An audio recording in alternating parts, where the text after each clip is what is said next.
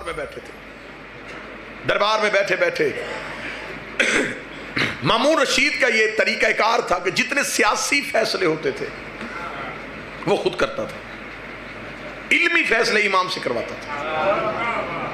اور امام ویسے بھی دنیا داری کے فیصلوں کو ترجیح نہیں دیتے تھے. امام کہتے سیاست جانے اور تو جان.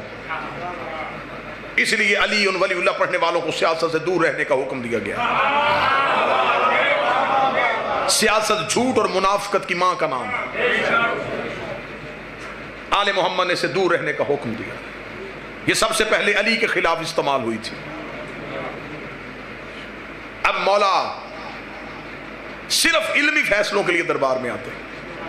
مامون رشید ایک دن دربار میں تھا. یہاں دربار میں خوشبو کا جھونکا آیا.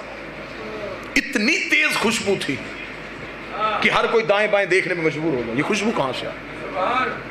مامون رشید بھی اپنی جگہ سے اٹھا اور اس نے یوں دیکھا یہ خوشبو کہاں سے آئی. یا دور سے ایک شخص ہاتھ کا اشارہ کر رہا تھا. مامون نے کہا اسے بلاؤ. کون ہے تو؟ اس کا جسے ڈھونڈ رہا ہے. کون؟ اس نے کہا وہ خوشبو میرے پاس. مامون نے کہا کون سا عطر ہے؟ کس پھول کی خوشبو ہے؟ کہاں سے خرید کے لایا ہے؟ اس نے کہا نہ یہ پھول نہ یہ عطر. پھر یہ کیا ہے؟ اس نے ایک کپڑے کو کھولا. اس کے اندر ایک ڈبی تھی. اس نے ڈبی کو کھولا مامون کے سامنے کیا. مامون نے کہا یہ کیا ہے؟ اس نے کہا تیرے رسول کے سر کے بال. یہ منہ مبارک رسول ہے. نسل در نسل ہمارے پاس آ رہا ہے. تو پھر اس نے کہا اب میں غریب ہو گیا ہوں, چاہتا ہوں یہ بال بیچ دوں,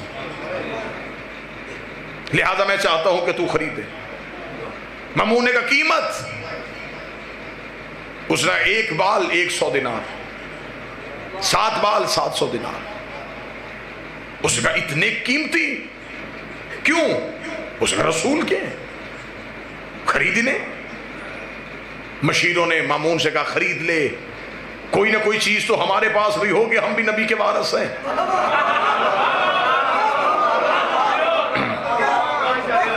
منہ مبارک ہمارے پاس ہوں گے, لوگوں کو زیارت کروایا کریں گے, کہیں گے ہم وارث رسول.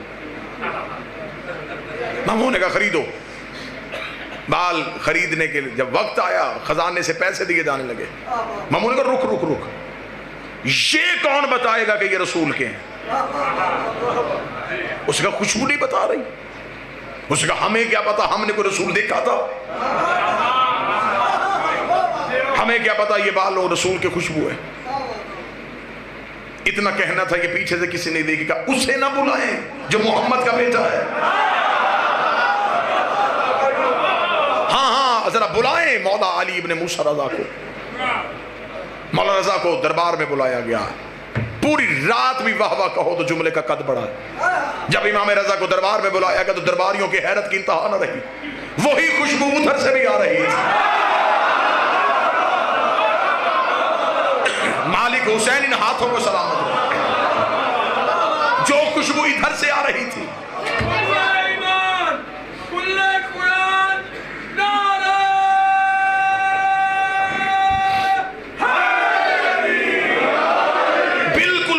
ادھر سے آ. امام خرامہ خرامہ چلتے ہوئے مامون کے قریب آئے. مامون نے نشست کو خالی کرایا. امام کرسی صدارت پہ تشریف فرما ہوئے. مامون نے کہا سرکار فیصلہ یہ کروانا ہے, یہ لے کے آیا ہے منہ مبارک اور اس شخص کا دعویٰ ہے کہ یہ بال نبی کے ہیں. آپ بتا سکتے ہیں کہ کیا یہ بال رسول کے ہیں؟ درباری یوں حیران ہو کے دیکھ رہے تھے کہ اب امام رضا کیا فیصلہ کریں گے. امام نے کہا بال میرے قریب کیے جائیں. تشت پہ بال رکھ کے امام کے قریب کیے گئے. امام نے ایک لمحے بغیر انگلی کا اشارہ کیا, یہ 4 میرے نانا کے ہیں, یہ 3 میرے نانا کے نہیں ہیں.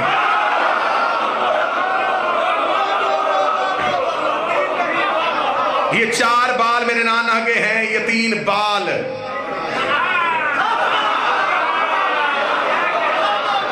جب سے مجمع تیز ہوا ہے تب سے خطیبوں کو بھی تیزی آ گئی.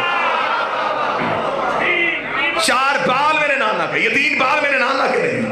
اتنا کہنا تھا مامون قریب آیا, قریب آ کے دیکھنے کا مولا ویسے آپ نے فیصلہ تو کر دیا ہے لیکن یہ دکھنے میں ایک جیسے ہیں, قد ان کا ایک جیسا ہے, رنگت ان کی ایک جیسی ہے, مولا یہ کیسے پتہ چل گیا؟ یہ 4 تیرے نانا کے, یہ 3 تیرے نانا کے نہیں. امام نے فرمایا فوراً چراغ روشن کرو, فوراً آگ روشن کی جائے. آگ روشن کرنا تھا امام نے بھرے دربار میں. فوراً جب آگ کو سامنے بلایا گیا, سامنے بلا کے امام نے 3 بال آگ میں پھینکے, تینوں کے تینوں ہی جل گئے, تینوں کے تینوں ہی جل گئے, تینوں کے تینوں ہی جل گئے. امام نے 4 بال آگ میں پھینکے, آگ میں جانا تھا, یا آگ ٹھنڈی ہو گئی, آگ گلزار ہو گئی, آگ کا گلزار ہونا تھا. مامون نے کہا اچھا مولا آج پتہ چلا تیرے نانا کے بالوں کو آگ نہیں چھوتے.